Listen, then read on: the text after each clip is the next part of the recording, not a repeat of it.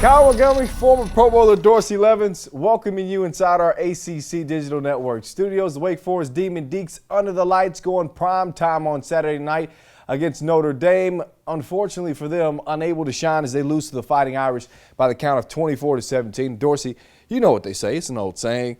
Big-time players make big-time plays in big-time games. This was a big-time game, but the big-time playmakers for Wake Forest didn't really show up. Well, they were there at the game. They kind of showed up, but they didn't get their playmakers the ball, and you have to get your playmakers the ball if you want to win the football game. Chris Gibbons, wide receiver, is the best player on their football team.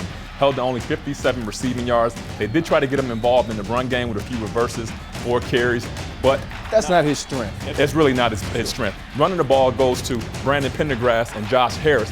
Both of those guys combined for 58 rush yards. So not a good day offensively for Wake Forest. It's been the same story for this team pretty much all year long. Wake Forest, they have the talent. They get off to good starts in football games, but they don't seem to have the same intensity in the second half. When you look at the last 4 games alone, this stat's probably going to blow you away. Outscored in the second half, 79-28. Why can't this team bring the same intensity in the second half as they do the first? You know, the only reason I can think of is conditioning. You have to be in condition to play 4 quarters of football, and they're coming out in the second half not performing up to their potential, which says to me they're not in condition to play 4 full quarters. And when you're not in condition physically, mentally you're not as sharp as well. That's the only thing I can think of. These guys are not ready to play 4 whole quarters, and they're not getting it done.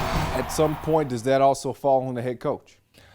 It falls on everybody. The strength and conditioning coach, the head coach, the players. You got to be prepared to play.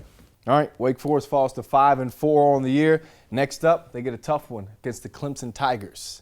We'll see how they fare in that one. For Dorsey Levens, I'm Kyle Montgomery. We'll check you later on the ACC Digital Network.